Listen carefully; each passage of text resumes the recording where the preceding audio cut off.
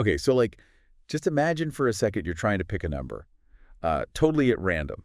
Yeah. Seems easy enough, right? Maybe you'd like think of your birthday or like some kind of lucky number you got. Sure. But when you really think about it, like mathematically speaking, actually picking a truly random number, especially if we're talking about real numbers, it gets a lot trickier than you might think at first glance. Yeah. And what's really interesting there is that that simple idea of choosing, like you said, it seems so easy at first, but that takes like this really crazy turn when we start talking about infinite sets. Right. And particularly real numbers, all those decimals that just go on forever and ever. Yeah. You see, they don't really have like a neat and tidy order to them that we can easily wrap our heads around like the integers do. Yeah, you can't just point to like the smallest real number or something. Exactly. And like no matter what real number you pick, you can always find another one that's like right next to it, like infinitely closer. Yeah, it's like you're trying to find the very next star after the last one in a universe that just goes on forever. It's Right. impossible. Yeah. So back in 1870, this mathematician named Georg Cantor, he was like, okay, I'm going to try to bring some order to this whole crazy world of real numbers. Yeah. And get this, his quest was so intense, it almost like cost him everything. Wow. Yeah, it's a wild story. So it's like even before Cantor, though, like the whole idea of infinity itself was going through this like huge transformation. Right? Absolutely. Like Galileo, way back when, showed us that our like gut feelings about infinity can be like super misleading. Yeah, he had that famous example where he was comparing the natural numbers, like 1, 2, 3, and so on, with Yeah. the square numbers like 1, 4, and 9. Okay. So at first you might think like, okay, well, there are obviously fewer square numbers because they show up less often on the number line. Right. Look, as you're counting up, yeah, Exactly. they hit the natural numbers way more often. Yeah. Yeah. But Galileo, he was a clever guy, and he showed that you can actually pair each natural number with its own unique square. Oh, interesting. Like you pair 1 with 1, 2 with 4, 3 with 9, and so on. Okay. And that creates this like perfect one-to-one correspondence. Mhm. And from that, he reached this like really mind-blowing conclusion, which is that our usual ideas of like more than or less than, they kind of break down when you're dealing with infinity. Oh, wow. It seemed like all infinities were just, one big infinity. Just infinity. Yeah. But Cantor wasn't satisfied with that, huh? No, he He wasn't. took it way further. Yeah. So a couple of centuries later, he comes along and he's asking this really profound question, like, are all these infinities actually the same size? Mhm. And in his really groundbreaking work in 1874, he was specifically looking at comparing the natural numbers with all the real numbers that fall between 0 and 1. Okay, so how do you even begin to compare the size of things when they're both infinitely big? Right. That's the challenge, isn't it? And Cantor's genius was in like adapting Galileo's idea of this one-to-one mapping. Okay. So he started by just assuming, for the sake of argument, that you could create this perfect, never-ending list that paired every single natural number with a unique real number between 0 and 1. Okay, so imagine you've got this infinitely long list, right? Right. Number 1 is matched up with some never-ending decimal number 2 with another one and so on, supposedly covering every single real number between 0 and 1. Exactly. Okay. But then Cantor comes up with this like brilliant trick that we now call the diagonalization proof. Okay. So picture this. He imagines taking your hypothetical list Yeah. and using it to construct a brand new real number that's guaranteed to not be on your list. Oh, wow. Oh. Yeah, and he does this by looking at the first digit after the decimal point of the first number on your list and changing it. Like, let's say it's a 7, he'll make it an 8. Right. And if it's an 8 or a 9, he'll make it a 1. Then he looks at the second digit of the second number, changes that 1 to the third digit of the third number, and so on, all the way down this infinite diagonal. So you're making this like totally new number. Exactly. It's different in at least one spot from every single number on the original list. Exactly. So this new number, which is clearly a real number between 0 and 1, can't be anywhere on your original list, which was supposed to be complete right. Right. Yeah. And this is the really mind-blowing part. Okay. This shows us that there are actually more real numbers between 0 and 1 than there are natural numbers. Wow.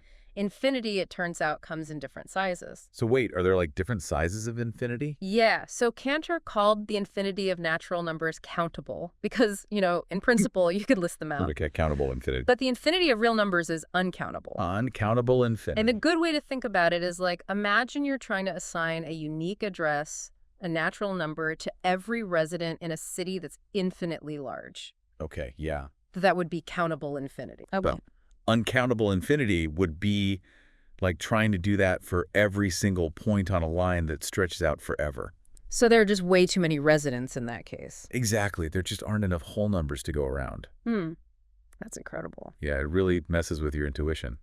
Yeah, so like, how did people react to this? I imagine they weren't like super thrilled about this whole idea of multiple infinities. You're right about that. Yeah.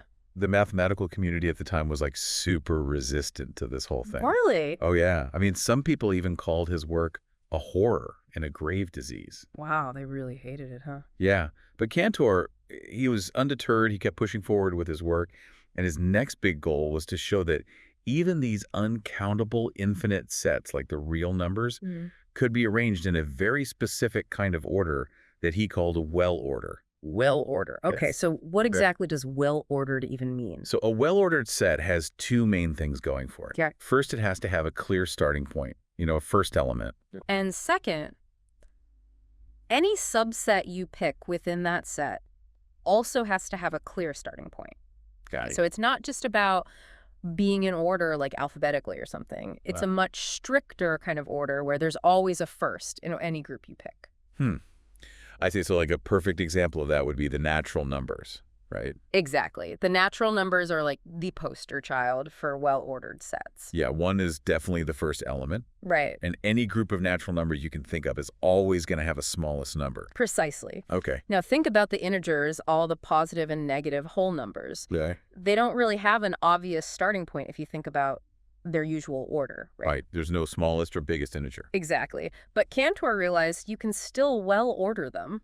Oh, interesting how. You could do it like this. You start with 0, then 1, then -1, then 2, then -2, and so on. Okay, so you're basically ordering them by their distance from 0. Yeah. Exactly. And you have a rule to break ties when you have two numbers the same distance from 0. I got it. You could even do it a different way, put all the positives first and then all the negatives after. Okay. The key thing is that there's a clear starting point, and every subset has a first element too.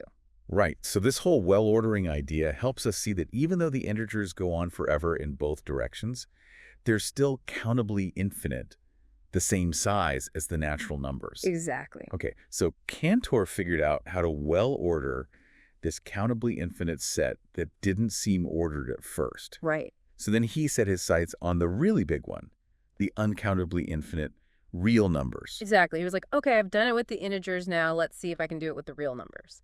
So he went on to publish what he called the well-ordering theorem, which claimed that every set, even the uncountable ones, could be well-ordered. Every single set. That was his claim. Wow, that's a bold statement. It is, but here's the catch. Okay. He couldn't actually provide a solid proof of how to well-order the real numbers.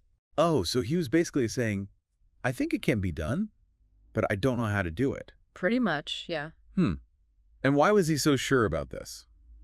Well, it gets kind of interesting here. Okay. Cantor's belief in this theorem was deeply connected to his religious faith. Really? Yeah, he believed that his mathematical insights were like divinely inspired. Wow.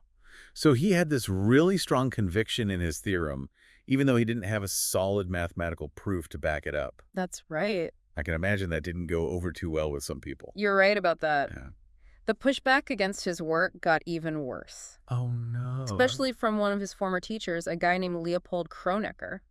What did Kronecker think about all this? Well, Kronecker was like a big shot in the math world at the time. Okay. And he absolutely hated Cantor's ideas. Wow.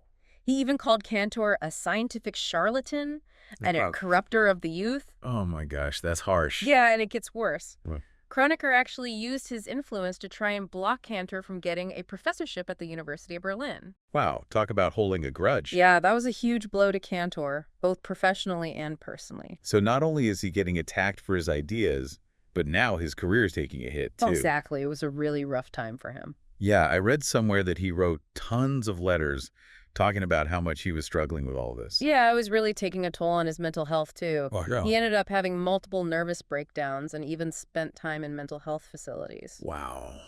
That's just awful. Yeah, it was a really tragic situation. So this guy's getting ostracized for his groundbreaking ideas, and it's seriously affecting his well-being. Yeah, it was a tough time to be pushing the boundaries of mathematics. So then what happened? Did Cantor just give up at that point? he did withdraw from mathematical research for a while, Hmm. but then things took an even more dramatic turn. Oh.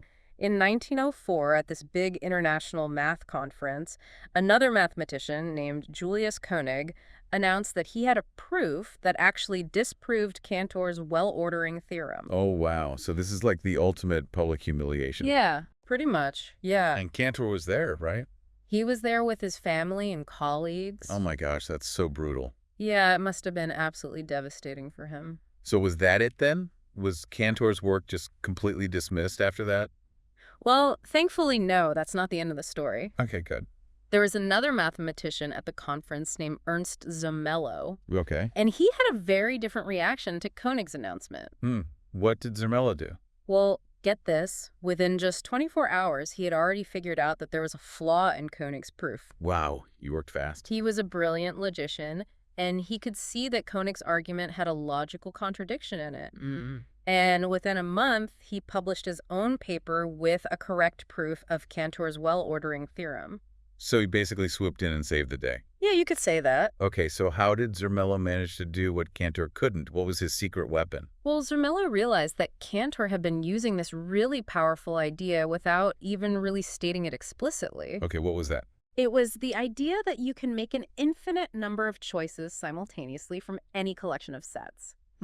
Cantor was using this idea kind of intuitively throughout his work, but it wasn't actually a formal rule in mathematics at the time. So it was like this hidden assumption he was making. Exactly. Okay, so what did Zermelo do about that? Well, he saw that this idea of infinite choice needed to be brought out into the open and stated as a new axiom. Okay, and an axiom is like a basic rule in math that we just accept as true without needing to prove it right. Right, exactly. It's like a starting point for building up all the other rules and theorems. Got it. So Zermelo went ahead and formalized this idea into what we now know as the axiom of choice. The axiom of choice. Okay. And in simple terms, what it says is that if you have any collection of sets, even an infinite number of them, and none of them are empty, Okay. you can always choose one element from each set, even if there's no specific rule for how to do it. Okay. That kind of makes sense if you only have a few sets. Right. Like you just pick one thing from each set, no big deal. Exactly. But if you have an infinite number of sets, that gets a lot weirder. Yeah, especially when you're dealing with uncountable infinities where you can't even list out all the elements. Right. It's like, how do you even choose from an infinite number of things all at once? Exactly. And that's where the axiom of choice comes in. Okay. It basically says you can do that. You can make all those infinite choices without needing to say exactly how you're choosing. It just says you can do it. Yeah, it's a powerful idea. So how did Zermelo use this axiom of choice to finally well order those real numbers?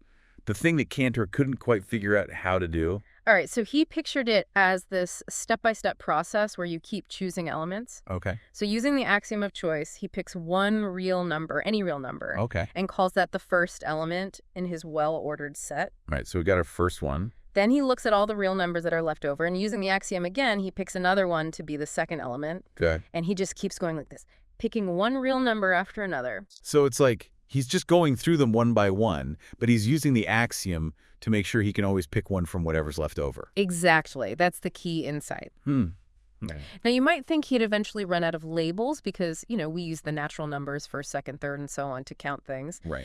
But there are only countably many natural numbers, and we're dealing with uncountably many real numbers. Oh, yeah, that's a problem. So this is where these things called omega numbers come in. Omega numbers? What are those? They're like an extension of our regular counting system. Okay. So you've got 1, 2, 3 going on forever. Right. And then after all of those, you have this new number that we call omega. Omega. And it's written with the Greek letter omega. Okay. So you have omega, then omega plus 1, omega plus 2, and so on. So it's like a whole new level of infinity. It's still an uncountable set, but it gives us a way to keep labeling things even after we've used up all the natural numbers. So Zermelo keeps picking real numbers and labeling them first, second, third, all the way up to the omega element, the omega plus 1th element, and so on, until every single real number has a place in this well-ordered sequence. Wow. So he's basically using these omega numbers to create like an infinitely long address book for the real numbers. That's a great way to think about it. Okay, so in the end, every real number ends up in this well-ordered set. Right. And because of the way it was built, always picking a first element from whatever was left over, Yeah. that means every subset within this new ordering will also have a first element. Exactly. So the real numbers can be well-ordered. Yes. But you said earlier that this new order isn't the same as the regular numerical order we're used to with the real numbers. Right. So in this well ordering, you might have a number like a billion coming before a number like 0.2. Really? Yeah. It's not about their usual size relationship. It's just about having this strict well ordering where every set and every subset has a first element. That's pretty wild. Oh, it is. And what's really cool is that Zermelo's proof using the axiom of choice basically showed that Cantor's well-ordering theorem and the axiom of choice are like two sides of the same coin. They're fundamentally equivalent statements. So the idea that you can well-order any set is basically the same as saying you can always make an infinite number of choices. Exactly. That's a pretty deep connection. It is, and it highlights something really important about math. What's that? It shows us that math isn't just about numbers, it's also about the logic we use, the rules we follow when we're working with those numbers. Right. Zermelo formalized this idea of infinite choice, and in doing so, he showed us that the tools we use, the assumptions we make, are just as important as the objects we're studying. So it's like math is a game, Yeah. and the axioms are the rules of the game. Exactly, and if you change the rules, you might end up playing a very different game.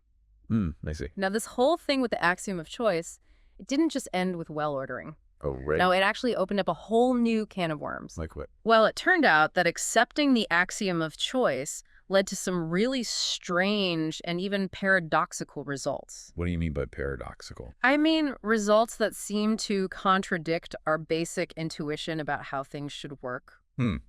Okay, give me an example. So one of the earliest and most famous examples is something called the Vitali set. The Vitali set. This was discovered by a mathematician named Giuseppe Vitali in 1905. Okay. And get this, it's a set of numbers between 0 and 1 that doesn't have a length. What do you mean it doesn't have a length? I mean, it's literally impossible to measure its length in any consistent way. Wait, how is that even possible? It's pretty mind-bending stuff, but I'll try to explain it. Okay. So Vitali starts by considering all the real numbers between 0 and 1. Okay. And then he groups them together based on this special relationship. Okay. Two numbers go in the same group if the difference between them is a rational number. Okay.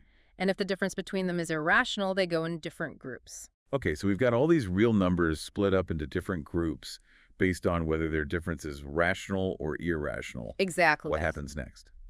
Well, now Vitali uses the axiom of choice to pick one number from each of these groups. Go. He doesn't have to say which number he's picking. He just says that the axiom of choice guarantees that he can pick one. Got it. And the collection of all those chosen numbers, that's the Vitali set. The Vitali set. So now we've got this set with one number from each of those infinitely many groups. Right. But here's where things get really strange. Okay. Imagine making a bunch of copies of the Vitali set. Okay. Infinitely many copies, in fact. Infinitely many copies of this weird set. And now imagine shifting each of those copies by a different rational number. Okay, so like we're sliding them around on the number line. Exactly, and because every real number can be written as some other real number plus a rational number. Right.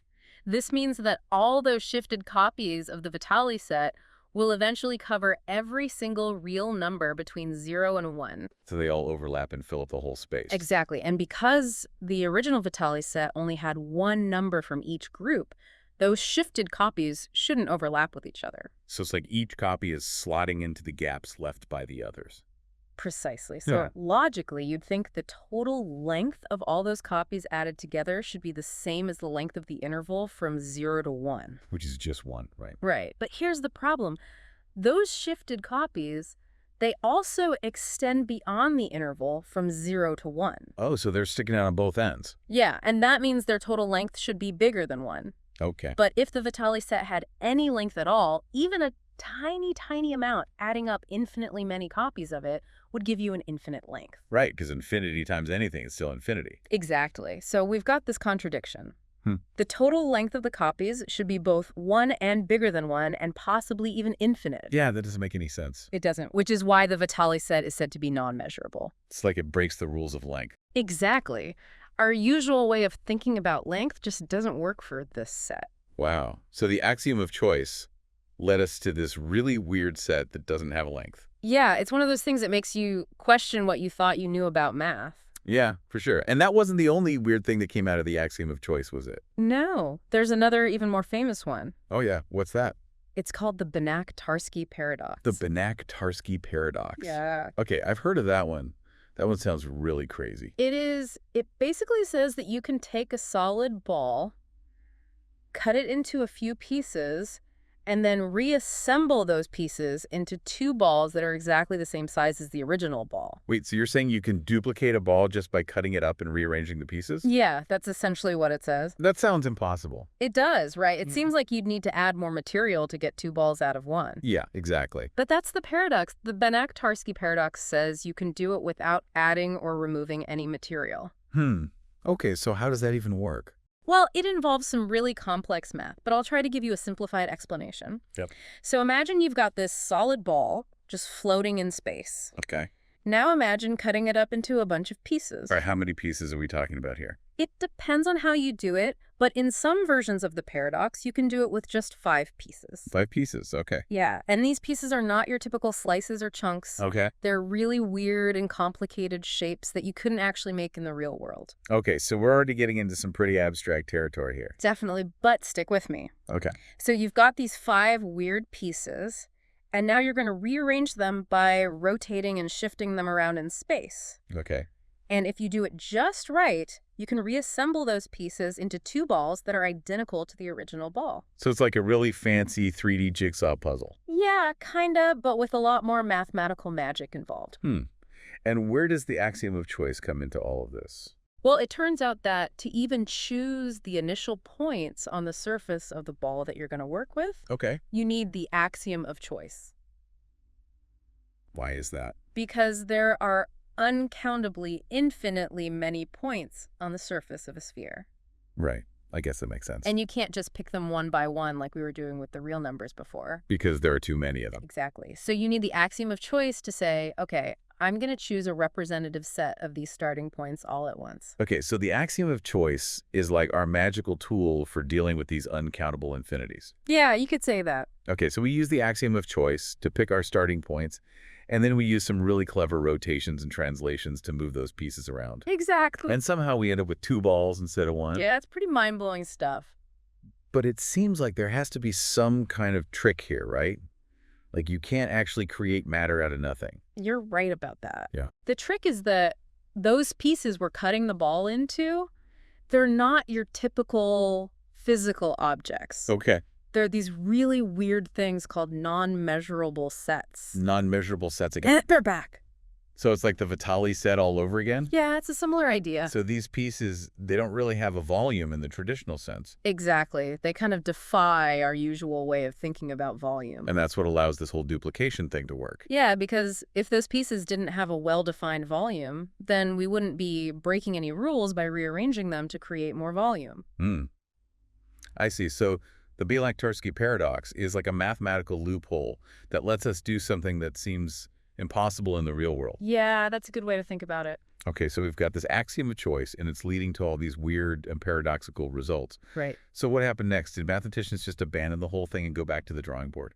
Well, there was definitely a lot of debate and controversy surrounding the axiom of choice for many years. Yeah, But eventually, things started to settle down thanks to the work of 2 really brilliant logicians, Who were they? Kurt Gödel and Paul Cohen. Okay, what did they do? Well, in 1938, Gödel proved that the axiom of choice was consistent with the other axioms of set theory. Okay, so that means that if the other axioms are logically sound, then adding the axiom of choice to the mix won't cause any contradictions. Exactly. It's like saying, okay, we can safely use the axiom of choice without worrying about breaking math. Got it. And then in 1963, Paul Cohen proved that the axiom of choice is also independent of the other axioms. Independent, what does that mean? It means that you can have a perfectly valid system of math where all the other axioms are true, but the axiom of choice is false. Wait, so you're saying there are like parallel universes of math where the axiom of choice might be true or false? Yeah, it's kind of like that. Wow, that's wild. It is, and it actually has a really cool analogy in geometry. Okay, tell me about it. So you know how in geometry there's this famous thing called the parallel postulate? Yeah, I've heard of that. It's this rule that says, given a line and a point not on that line, there's exactly one line that you can draw through the point that's parallel to the original line. Right. And for centuries, people tried to prove that this postulate was a consequence of the other axioms of geometry. But it turned out that it's actually independent of the other axioms. Really? Yeah, you can have different systems of geometry that are all logically consistent, but they have different versions of the parallel postulate. So, like, what are some examples of these different geometries? Well, the geometry we usually learn in school is called Euclidean geometry, Right. and that's the geometry where the parallel postulate is true. Okay. But there are other geometries called non-Euclidean geometries where the parallel postulate is false, Hmm. like spherical geometry where lines are actually great circles on a sphere. Okay. And in that geometry, there are no parallel lines because any two great circles will eventually intersect. Oh, that's interesting. And then there's hyperbolic geometry, which is even weirder. So different geometries, different rules about parallel lines. Exactly. And the axiom of choice is kind of like that. So it's like we can choose to work in a mathematical universe where the axiom of choice is true, Right. or we can choose to work in a universe where it's false. And depending on which universe we choose, we'll get different but equally valid results. That's a pretty powerful idea. It is, and it really changed the way mathematicians think about the foundations of math. So all that controversy about the axiom of choice, it wasn't really about whether it was right or wrong. You're right. It was about understanding that it's a choice we can make. Exactly. We have the freedom to choose which mathematical universe we want to work in. And that choice will determine what kind of math we can do and what kind of results we'll get. Precisely. Okay, so we've talked about all these weird consequences of the axiom of choice. Yeah. But it sounds like it's also a pretty useful tool for mathematicians. Oh, absolutely. It makes a lot of things easier and more elegant. Like what? Well, for one thing, it lets you generalize a lot of results from finite cases to infinite cases. Like, let's say you have a theorem that's true for any finite number of objects. Oh? With the axiom of choice, you can often extend that theorem to be true for an infinite number of objects as well. So it's like a shortcut for proving things about infinity. Yeah, kind of. Lets you skip over a lot of the messy details. Hmm. And there are also some really important theorems that just can't be proven without using the axiom of choice. So it's like an essential ingredient in some parts of math. Exactly. Okay. But I thought you said earlier that some mathematicians don't like to use the axiom of choice. Yeah, that's true. Why is that? Well, some mathematicians are really interested in what's called constructive mathematics. Constructive mathematics. And that's all about proving things in a way that actually shows you how to construct the object you're talking about. Like if you're proving that something,